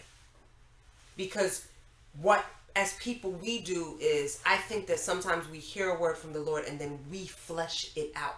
Like you were saying, we try to put flesh on something. No, let Him put the flesh on. It's His word. It's His plan. It's His vision. So I go back to God and I ask Him about different aspects of what He said until a fullness of that picture comes to me. The other thing I wanted to say is on timing. I know Jerry is my husband, but I think we jumped the gun for timing. And we created a bit of a mess around our relationship with our families. I cannot tell you how many people at our wedding got up to toast and said, on both sides, well, I don't really know Jerry well, but Sherry's a really good person, and I know she picked him. He's got to be great. I don't really know Sherry well because it was fast, right? But we created a bit of a mess with him coming out of his last relationship. It was a mess. And so family didn't receive things well, and it was messy. But I believe that God had a timing that wouldn't have been so messy. But we heard from Him that you were for me and I was for you. So we got, let's get this going, because we got some things we want to do that we can't really do right now. So we got to get this going. Get it on. Let's get it on. So you're a freak. So well, legitimately, who was it, Peter or Paul, that said, if you can't be cool, It was Paul. don't burn, go ahead and get married. Okay, so you're a biblical lady. Okay. It's on the other side. Somebody else is. Okay, so on the other side, so there's some of us who God's like, go do it now. I mean, there've been so many times when God's like, go pray for that person. And I mean, I've been on retreats. I'm like, Lord, listen, they're not paying me. That woman over there, they're paying her. I'm supposed to be sitting here. I had to pay my whole fee to be here. I'm sitting here. And then, I kid you not, Sister Prasad came and hit me. It was like, go pray with them. I was like, how you know that was in my head? And Shonice was a And so- confirmation that I needed in that moment with And- that prayer. How you know I'm talking about you? I'm So- just letting everybody know that So- it's legit. So there's some of us who are just like, okay, he said that. I heard that. That was me. Okay, I'll do it. Yeah, when we get back, Right. I'll do it. I'll do it when we get back because I know where she lives. You know what I mean? Oh, I don't really feel to do that now. It's kind of awkward. Right. It's Right, and that's Mess how up she the felt. vibes. That's how you felt. That's how I felt. And plus the lady who was in charge of stuff, she was looking at me like, who are you? doing? And I wanted to Who say, gave you the authority to gave do you- this? Is what who she gave- said. She said that. That's to what me. she Who said. gave you the authority to do this? And I wanted to be like, I'm the first lady. Hello, but I didn't even care. So I was like, you do it. I don't need to do it. It's not that deep. And God was saying to me, do this. Yeah. And but I was just like, I can wait. I can wait till we get back home. We're gonna have a woman's something, and next 3 Sabbaths from Excellent now. text. And you know what I mean? But you felt that urgency. And I was just like, I just want. And here's the truth. I was just like, I just want to leave and eat. I just want to eat. Because it was early I wanna morning eat. breakfast. I was like, I just want to eat. But You just sometimes want to pray so you can eat. Right. No, but he sent her to pray for like 5 different people. Oh my Make quick goodness. ones. Get out the room. Mitzvah. And then I May said the Lord walk no. between me I and said thee, no. while we have one for another. No, Boom. that's May the not what Lord it walk- was. It was one of those. No, it where- was not. It was one of those where I don't know what to say. That was But a when make I or got- break moment When I for me. opened my mouth, I was just like, "Oh snap! I'm gonna get in trouble because I don't know any business, but I'm saying this stuff." And then the one person, I was like, "No, I'm not," because this other lady saying stuff to me. So I'm leaving. I'm going to eat. And then later on that day, 2 hours later, she's like, You asked for You were what? supposed- Didn't you ask for confirmation? I was just like, Lord, I think I was supposed to, but I think I'm good. And the person was like, I was waiting for you to pray for me, but you didn't. And I was just like, oh man, you know what I mean? But I mean, things like that. Some of us, we're just like, you know what, Lord, I'm not jumping the gun because I jumped the gun and I feel insane. So I'm gonna sit back. But we have to get to the point where we know the voice of God. And I knew the voice of God, but I was like, nope, you don't mean today. Sarah and Abraham, you told them he's having a son, but it's gonna be later. So I'll do this stuff later. Cause right now, if I have to sit here, 25 years later. 5 minutes, and we'll be out of here. If I start praying for people, we're not gonna eat. You know what I mean? Right. And these are the things that happen clearly, but sometimes it's not as clear. And when God confirms and you ask him for confirmation, I'm kidding you. I'm not kidding you. Yeah. When this lady came over here and slapped me, and it couldn't have been anyone else who slapped me because they would have gotten Knocked out. they would have gotten You've their been feelings hurt. You know what I mean? Yeah. But he sent the right person because in my head, and I was gonna say, why don't you? If God told you to, why don't you go pray? And I did say that. And she's like, my knees. She was like, my knees hurt. And I can't get down there. And she's on the floor. And so I was like, That was me. I was prostrate. So, Lauren but, says, go. so the only universal answer is to pray for discernment and an ear that can recognize. Correct? yes. Because one person's method on how to maneuver their relationship with God may not be applicable to others. Exactly. Chris Sure. adds, I think it's a process It's that personal. we get better at over time. Sure. Now, Yes. Chris and Lauren kind of had a conversation back higher up in the thing. I could add it in, but they were answering them back and forth. Back and forth. So it would kind of be out of sync of where we are right now. Okay. But that was the most recent to where we are. So you were And, going to say and Shaq. you do get a sense of urgency because on that very retreat, I heard God tell me to do something, and I was like, okay, but all right. So We'll and see he was you like, no, later. but now. Yeah, we'll see them later. I felt that Yeah. urgency where he was like, now, and I think whoever was speaking at that moment was saying, God is saying now, and I was like, oh shoot, like, well, how is she in my head? And this was Call to Virtue. This was a nonprofit that I started. God was saying now, like, and so I like Lorraine is saying, everybody has their process with God. Yeah. My husband's process is completely different from mine, Yeah. and that is what's trippy about marriage, because we get together and now I gotta wait on your process. Yes. And your process is passive and mine is aggressive. But I think And God also gets you out of. But I think if He wants to do it, He'll make you do it. Like He'll. So I don't think I'm he'll not, make you do it. Well, so, Or he'll But push- it'll get done. Push hard. during the prayer He's during gonna the push prayer hard, push hard. during the prayer joint we did the I'm not a prayer in public. Like there are a lot more holy people that should pray than me. Seconded. So No, not seconded for him. Seconded for me.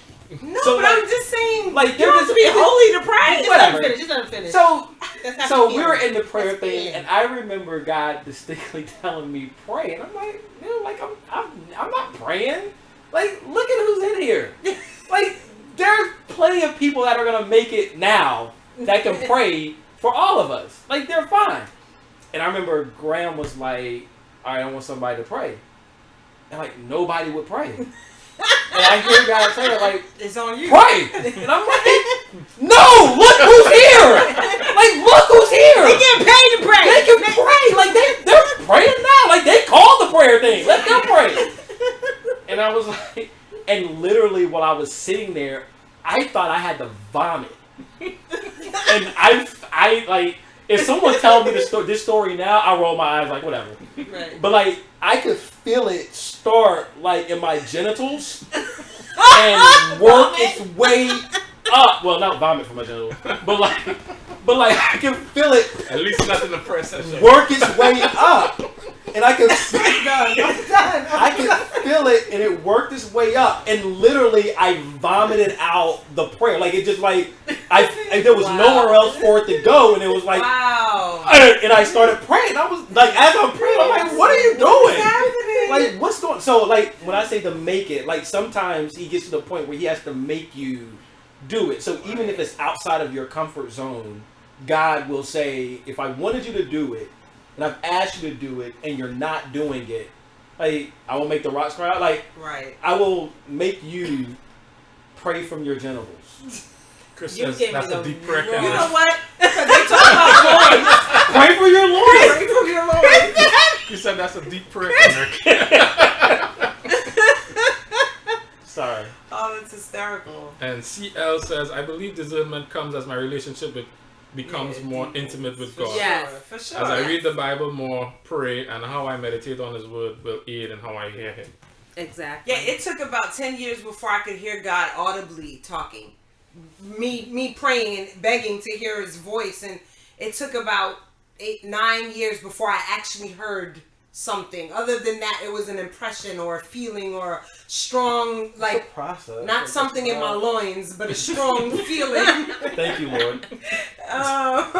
But Jerry's like, but yeah, as the relationship, okay, all right. As the relationship deepens, you go to different levels with him. I think. Yes.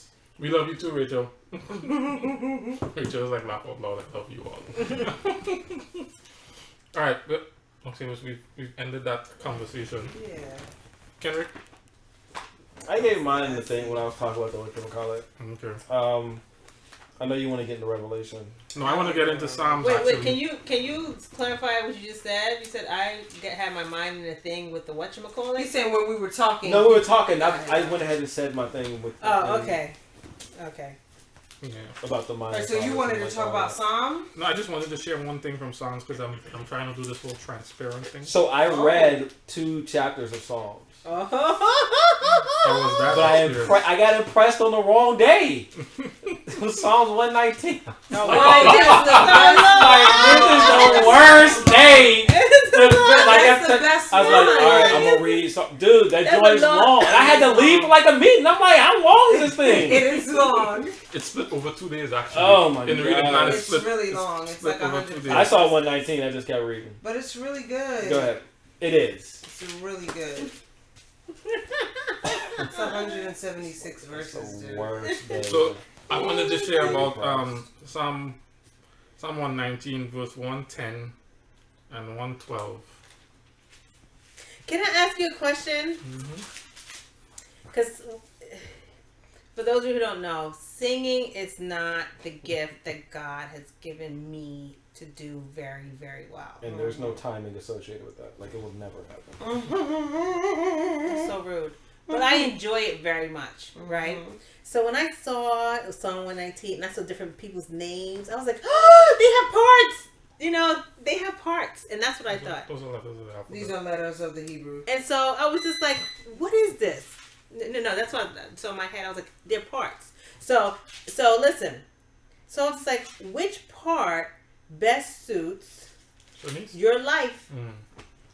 Which part best suits your life? And because they might, I didn't know that they were different letters. I just was like, they're parts.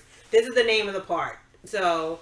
Because I know he was, I knew David wrote it, so I know it wasn't like she sang this part, he sang this part. So it's a poem, yeah. But, it's like but it's different parts because it's broken up into, and David is really, he's an awesome poet. But when you go through the whole thing, some of it is, they hurt me, they persecute me. Other times you're great, you're awesome. You save me. I mean, it's like but isn't that Christian life? No. It is, but the fact that it's one chapter, I was like, that's deep, because usually a chapter is a full thought, a full scene, a full something. But 119 is just like a movie. It's the motion picture, with different scenes in it. And like the long one, like the Gone with the Wind. He said Gone with the Wind.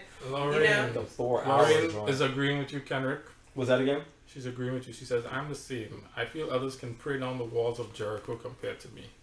But I've made it a point where it is simply a conversation for me now. So whatever conversation I feel I need to have with God, when someone asks me to pray, then that's what I say. No matter how passionate or elaborate, etc. God still hears you. So you help Lorraine there.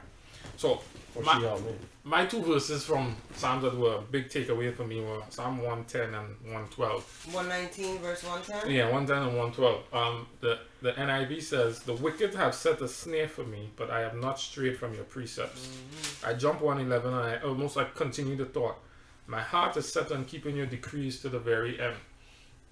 So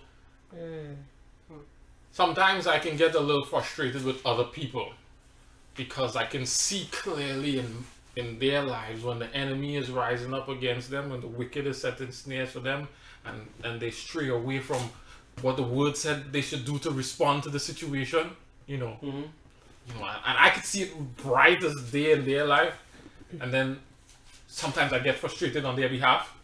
Like, just read the Bible. It's there. Get it. And then the Lord hit me with, that's you. You are they. You are them. And you have this thing too. So I needed to be a little bit more patient, a little bit more graceful, a little bit more tolerant. No, I don't actually express this out loud to the person.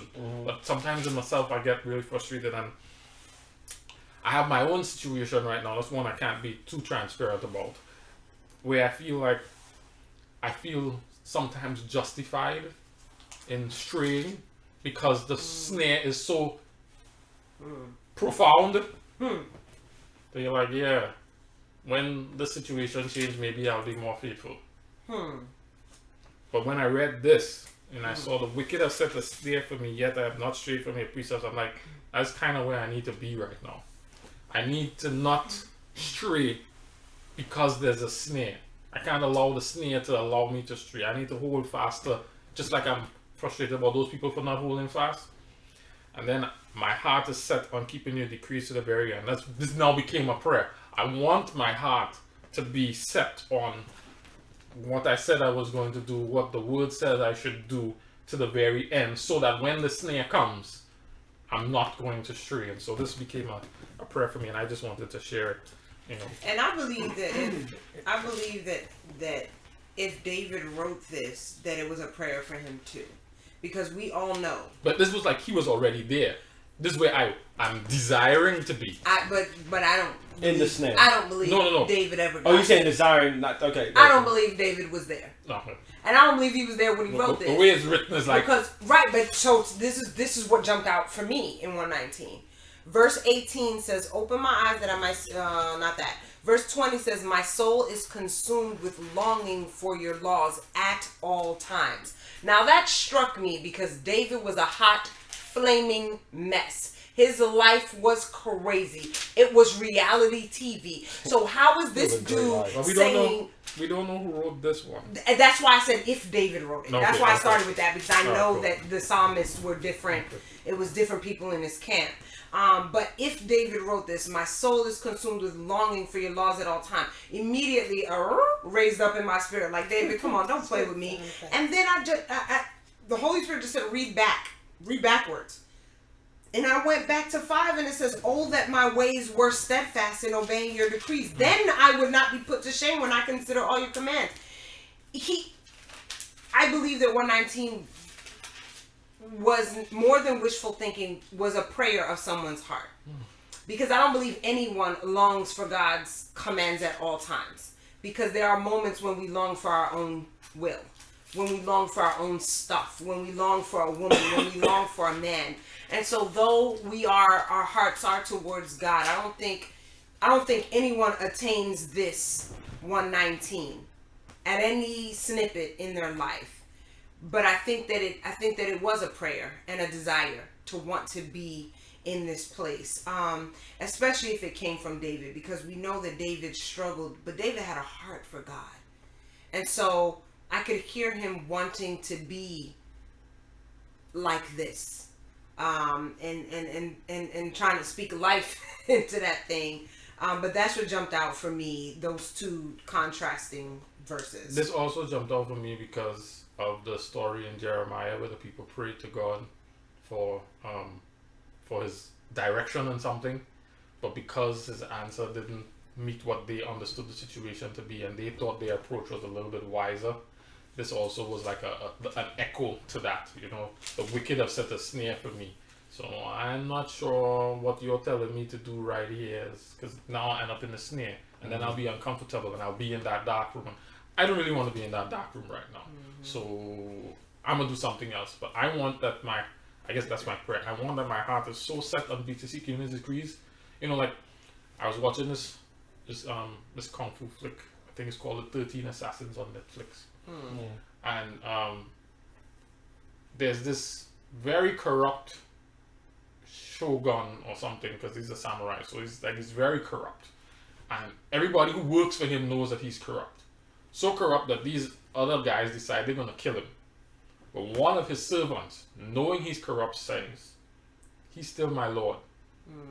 So I'm gonna defend him no matter what he's doing, because he's my lord. And I want my heart to be set on keeping his decrees just as faithfully as that, to the very end, no matter what. You know, Revelation 3. I think it's Revelation 3, because there's another time. And I guess that's why, because all these readings were happening simultaneously, you see all these bits and pieces of the same kind of language. It was Revelation 2, verse 10. Do not be afraid of what you're about to suffer. I tell you, the devil will put some of you in prison to test you, and you will suffer persecution for 10 days. And Shari, I know you'll appreciate this part. Be faithful, even to the point of death, and I will give you life as your victor's crown. And so, yeah, I was wrestling those ideas this week, and so, you know, the psalm is one of the ways that it was spotlighted and highlighted. So I'm asking for you guys to pray to me that this will become my heart's condition, that my heart will be so set on keeping his decrees that even the wicked snare won't lead me to be straight. I'm with you. The other place is 98. Your commands are always with me and make me wiser than my enemies. I have more insight than all my teachers, for I meditate on your statutes. I have more understanding than the elders, for I obey your precepts.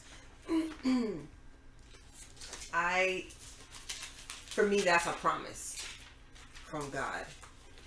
Even though this person is writing it, I hear God saying that if you exalt my word,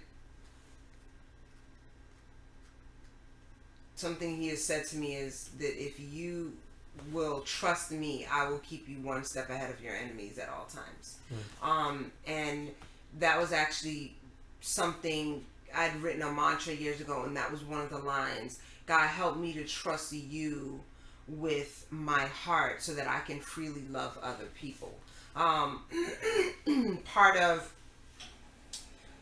who I was walls, not allowing people to get in because people hurt people. And so God showed me that in putting up walls to protect yourself, you've also walled yourself against my love, and you've also put yourself inside those walls, so now you cannot love people as I'm asking you to. And so he asked me specifically to take the wall down, and let people in and trust him with my heart. Right. And so for me, this echoes that if you stay in my word, I will keep you wiser than the people who are trying to comfort you. Like, they're not even going to get within 10 paces of you because I got you like that. I got you. Chris says, David's life, like ours, was filled with highs and lows, ups and downs. And then he asks a question of something you said, and I'm not sure what it was. He said, Shari, is God not able to enable us to attain this? Because I said, I don't think anybody at any point has 119 on lock. Right. In terms of, I always keep your word. I'm always longing for your word. Right. I wouldn't say that God can't get us there. Well, maybe Enoch was there because Enoch was so great that God was like, just come with me. So maybe Enoch was there. But when I look at all the Bible characters and aside from David was more human than most, right? Mm-hmm. But when I look at all the Bible characters, even Jeremiah, right? You don't see Jeremiah sinning all over the place, but you see Jeremiah's wrath for God's people, and God's like, wait, hold on. I'm not asking you to be mad like that. This is my wrath. Let me deal with that. So, like, I don't think that God can't take people there, but I don't think that we necessarily need to look at this as, I feel like it could be daunting for people if they think someone has attained this and that unless they get here, they're not doing well. Gotcha. So I'm not saying that God can't take people there. I'm saying that I'm not there because there are moments when I want my own thing. But I still have a heart for God, and I know that that is enough. Okay. Can I ask a question? Sure. Because his grace is enough. When I was reading 119, and whenever back in the day when I read Psalms, but whenever I read, like, dude, sorry, I don't have enemies. I don't think I do. Do y'all have enemies? I do. You have enemies? Not people. No people enemies. No. Do you have people enemies? You do? I do. Y'all do? But I see it. So when you, I see it as principalities and powers. So let me ask you a question. When you close your eyes, do you see a face of an enemy? For sure. Really? Easy. Just like that. No, I don't. I can't think of an enemy. No, I don't have any people enemies. You can't think of people that has come for you. No. No. You know Well, what? bless your heart. You know what?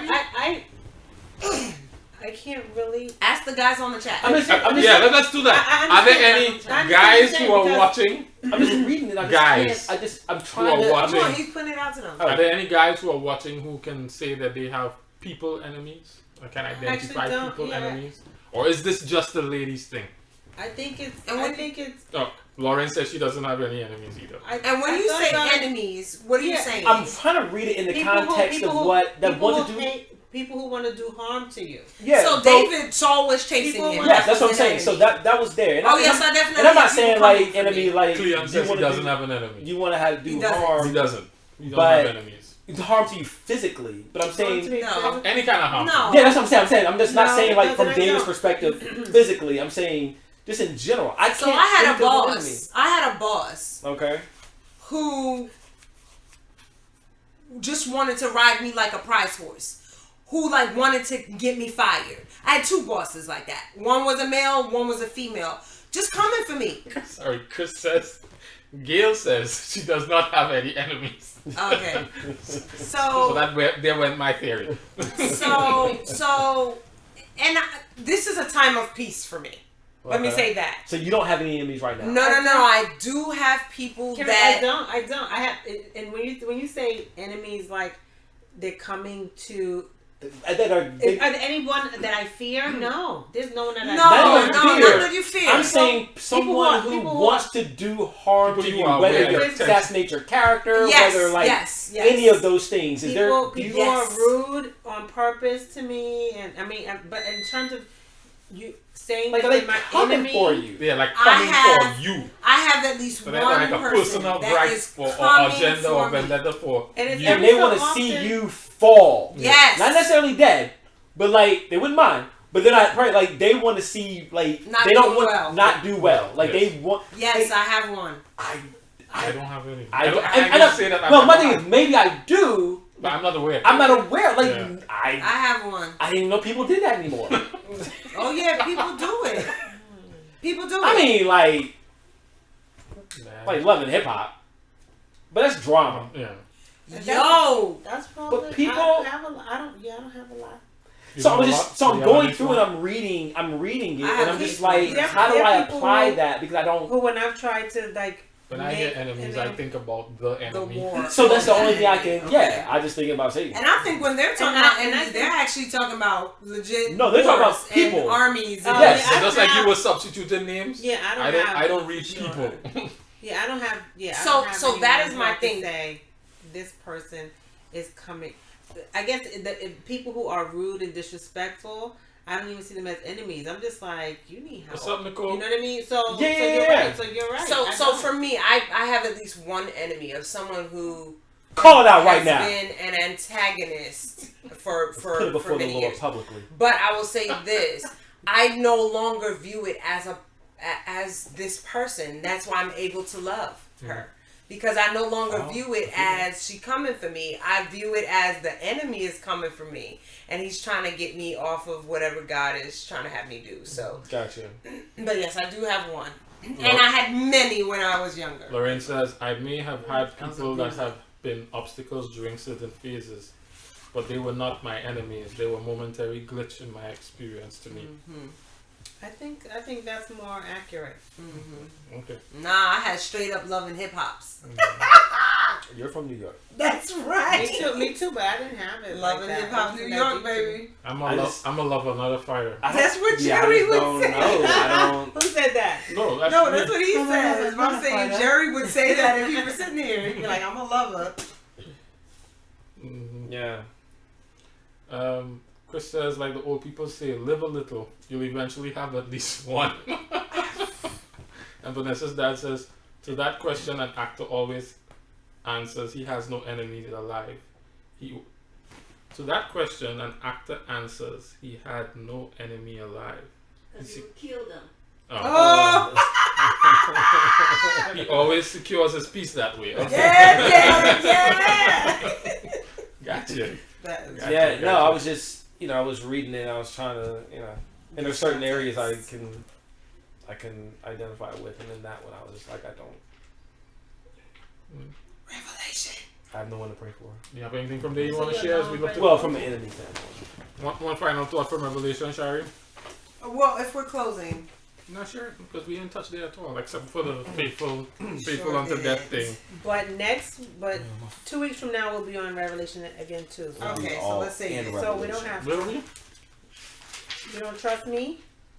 Yeah. Yeah, just the We whole would've book. finished- the whole because we missed book. the rest We've of only the gotten book. through, You don't like- trust me like I don't read this? What's your point? So for me, again, Revelation used to be really, really scary, and now it's really, really good. I literally just did a study with a student, and I was so afraid to do it. When my student asked me, I was like, Revelation, really, that's what you really want to do? But going through it, it was so good, and instead of striking fear in me, it really felt like promises. And so once What's fearful? What is Huh? fearful about it? growing up as an Adventist, end times and persecution and all of this stuff, it felt scary. Plagues and all of that, it felt scary.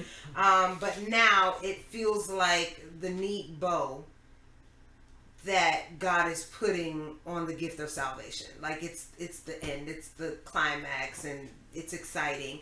But the one thing that I want to highlight that's just a promise for me, and was it impacted me this summer. I'm in chapter 3, and I'll start from 7. To the angel of the church in Philadelphia write, these are the words of him who is holy and true, who holds the key of David. What he opens, no one can shut, and what he shuts, no one can open. I know your deeds. See, I have placed before you an open door that no one can shut. I know that you have little strength, yet you have kept my word and have not denied my name. For me, that was a huge promise that God gave me this year in particular. Early this year, he said to me, I see you. And I remember him asking me to be quiet about what I was doing for him. Be quiet. Stop posting where you're speaking on Facebook. Stop talking about what you're doing for him. Just be quiet. And he wanted me to be quiet because there was a validation I was seeking. I had this issue where I wanted to know that people saw the anointing. And at one point he said, I see you. Isn't that enough? I see you. And the other piece so validation was one piece, and the other piece was you feel like if people see your anointing, your talent, and your gifting, that will open doors. And so the second part he gave me was, I see you, and I have a door for you that no one can shut. And so this thing put me at peace in the dark room. It put me at peace. And when I received that, I received a call for my assignment. When him seeing me was enough, and me just being like, oh, okay, I am seen and known by him who flung the stars and kissed the sun. Like, who else do I need to see me? It was enough. And in that moment, I was enough. And then I got the call to my assignment. Sweet. Sweet. Cleon says, to your point about the change in perspective on Revelation, he's like, it's the revelation of Jesus, capital Jesus. Yep. 4 exclamation marks. And Chris add, not the revelation of horror. Right. Jesus is the focus and enough. I bring that because when I started seeing it through those lenses, the revelation of Jesus, but what is they revealing about Jesus? One of the things I started to notice, at least this reading, and I'm counting going through, how many times John says, him who sits on the throne, or the word throne. I mean, like in chapter 4 alone, he says it maybe like 4 times, and then he starts every sentence is about him who sits on the throne, and I'm trying to figure out, well, why do you keep using that imagery? But it shows that the guy sitting on the throne has this measure of authority, and then it's the revelation of the relationship between that guy and Jesus, and him coming to sit next to him. And so back to my Psalms thing, I want to be so dedicated to him. I want him to sit.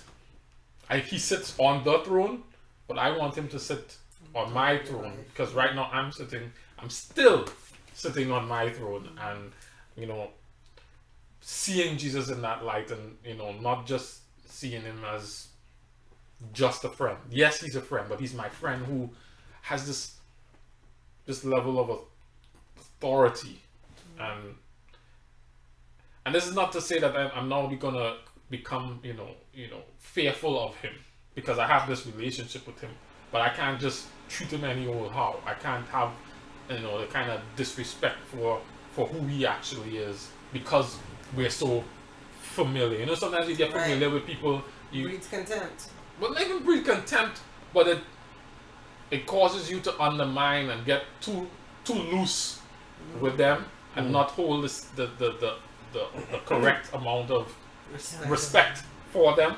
You like chuck them in the corner, they'll get over it, and you're like, do you know when your child get out of hand, and you're like, wait, I'm still your father, just know your place. Right. That's how I just say, know your place, I'm still your mother. And until your breast get bigger than mine, you will not be the boss in this house. That's what she said. I am the boss because I have. Yeah. I was talking about authority. That was just a vision that stuck in my head. Because, it was a moment to tell you that you'll never be the boss in this house. Yeah. Ever. Yeah. Or No matter how big you grow. You're passing your place. No matter how big you grow, you'll never be the boss. If that's the criteria, you'll always be. And you'll be subservient to your sister too. Your younger sister too. I didn't think about that. It's never gonna happen. So, but the thing is, the great thing when you look deeper and it says, one day you're gonna have to get out in order to be the boss. Correct. Yeah. And be on your own. So what I saw, or what I was highlighting, was how many times he was mentioned as the Lamb. Mm-hmm. And so for me, that I'm in this love affair with Jesus, and so those are the lenses through which I see things. And so for me, him mentioned as the Lamb just reminds me of how much he loves me, because he did that. He did that, and without opening his mouth, and like a lamb to the slaughter, he did that for me. So. Yeah. Alright, well, it's that time when we do our takeaways. Because we talked about a lot. We talked about Ezra and Esther and Psalms and Revelation. And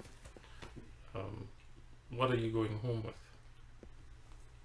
I'm going to start. Usually I end, but I'm going to start.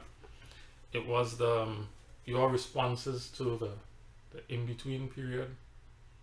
Even the illustration of the dark room is what I'm going home with.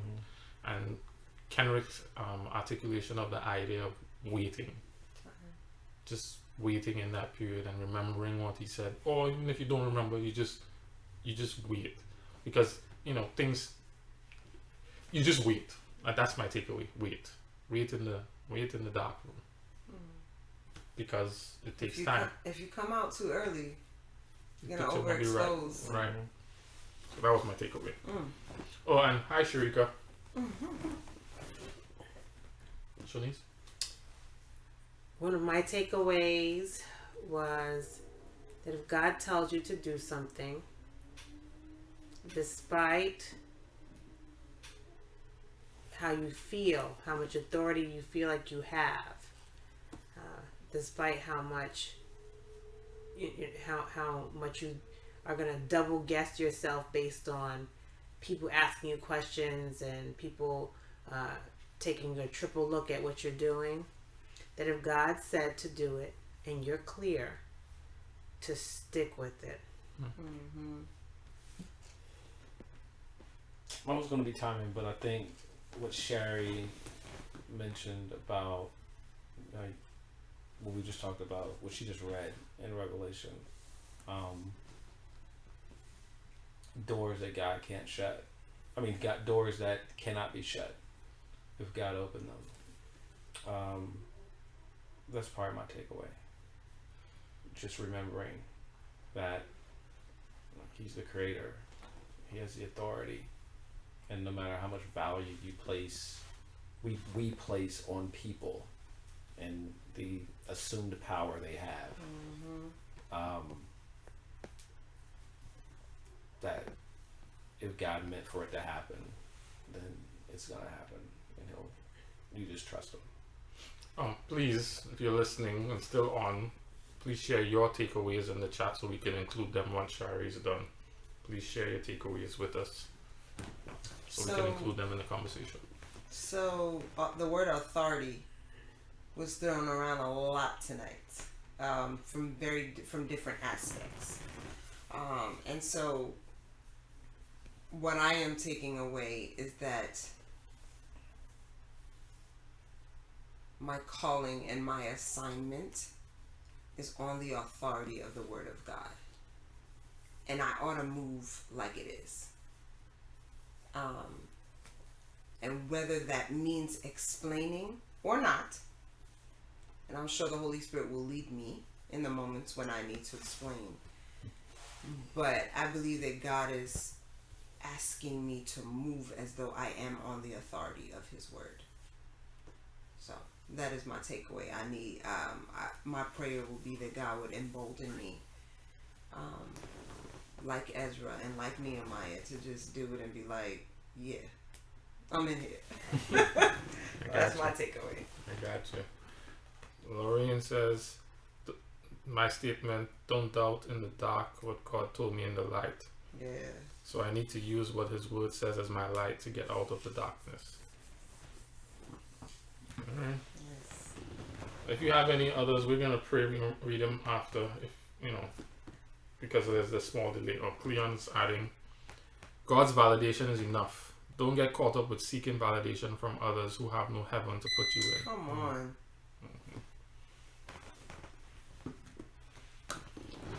And we thank you guys for joining us. We're going to pray while I wait on some others to join, to chime in.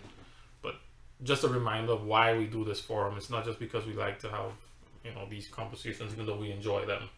But the idea is to encourage you to get to know God a little bit better by spending time faithfully in His Word, you know, drinking the Word up, you know, pure, unfiltered.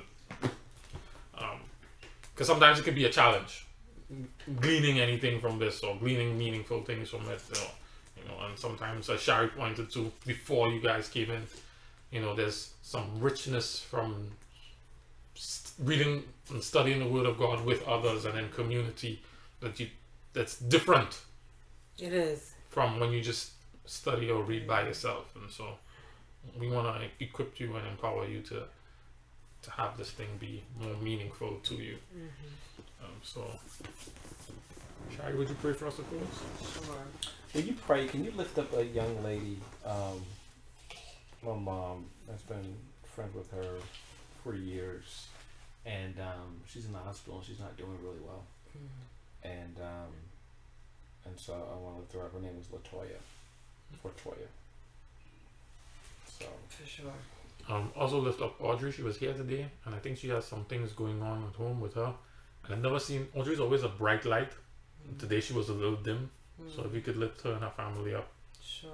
And we'll lift up Sharika. And Sharika, yes. And Z. Z. Okay. Father, we are so grateful that I'm grateful that you left love letters for us. And I'm grateful that we can talk to you. And that you're never too busy, you're never in transit, you're never sleeping. You're always listening. And I'm so grateful. Father, if there is any sin between you and us right now, I'm asking you to remove it. I'm asking you to forgive it so that there is no barrier and that we can come boldly into your throne room asking for what we will. Lord, this discussion tonight was so rich, and it was such a good reminder that when we're in the dark room, you haven't left us. We're not alone. You're developing us, and there are issues we need to consider, such as timing, development, and all the different things you're doing. But what it all boils down to is that everything you're doing is good. And if we trust that, then even when we don't know, can't see, feels bad, looks strange, we'll just trust you. And God, that's the prayer of our hearts tonight. Be with Jared. He wants to stay within your law. He wants to walk in your way. He wants to keep your statutes no matter what snares are laid for him. He also wants to be patient with others because now he sees that they are him and he is them. And so God, thank you for that perspective. Please strengthen him and help him to continue to grasp your laws in such a way that it is not duty but love. Father, I want to lift up Latoya. You see and you know she's in the hospital. You know exactly what the situation is. I'm asking you to stop by her bedside even now like you never left. I know you never left. So just be with her, Lord. And we commit her to you, and we believe that whatever you're doing is good. I believe that, God. Even when we don't understand it, even when we don't know what the turnout's going to be, I trust you with her, Lord. I want to lift up Sharika. God, she's a soldier, God. And she's so strong in so many ways. And in those moments when she's vulnerable and weak, be her strength, God. Amen. And cause her to know that you are her strength. Cause her to know that no matter what she experiences in her body, she was fearfully and wonderfully and intentionally made by you. Yes. God, take this thorn in her side and make it ministry, the ministry of her life. Father, be in a special way with Audrey. You know exactly what is transpiring in her life, and that is what I love about you, that you don't miss a beat with us. So God, I pray that you would be at work in her situation. I know you are, but if you could just give her small revelations that you are at work so that she can be at peace and so that she can be filled with your joy, oh God. Restore the joy of your salvation in Audrey even now. Lord, there is none like you, none before you, none beside you, none above you. You are so awesome. And the fact that you would stop to see about us, that never ceases to amaze me. That God over everything, who spoke and the world was, that you care about my haters, you care about the minutia of my life and all of our lives, that each and every one of us are your favorites. It blows the top off my brain every time, and I just want to say thank you. Thank you for never leaving us, never forsaking us, always loving us, relentlessly chasing us, always confirming to us. Forgive us for the times when we've turned our back on you. Forgive us for the times when we've heard a word and doubted it. But God, now we commit our lives to you. And in this moment we say, we are yours. And the throne of our life, it is vacant. It is for you. And may we never sit on it again. May we always check and make sure that the love of our lives is you. And that the reason our heart beats is you. And that the things we think of is consumed with you. We love you. We thank you. We praise you. In Jesus' name, amen. Amen. That was from my lungs. Somebody said we look sleepy, but we were praying. That's why we look sleepy. You guys see us just rambling? Thank you guys for tuning in. Thank you for your contributions and joining the conversation. I pray this was a blessing to you and that you're inspired to dig a little deeper in the Word of God. We're back on the third Friday in December, which I think is like the 16th, the 15th. Yep. And Bradley and Orlando should be back. Hopefully Sharika will be as well. So until the next time, drink up, drink deeply. Drink up. Drink up. Pray Don't for forget, your download genitals. the app. Download the app. If you don't have it already, download the app from the Apple iOS store or the Google Play store. And read your Bible every day. True. Water for the thirsty does not co-sign praying from your genitals. Pray for your genitals. God. If that joint hurt. She said, now we look awake.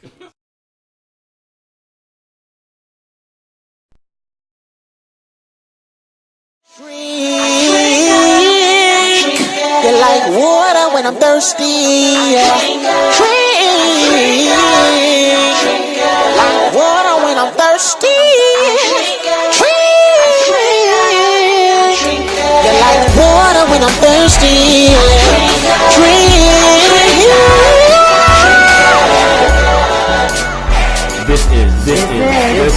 This is Water for the Thirsty. Water for the thirsty.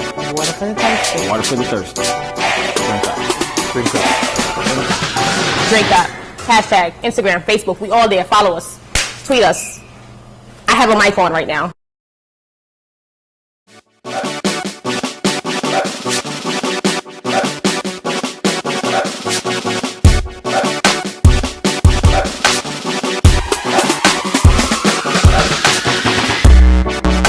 It's been a hard weekend. It left me high and dry. I've been going through the ringer.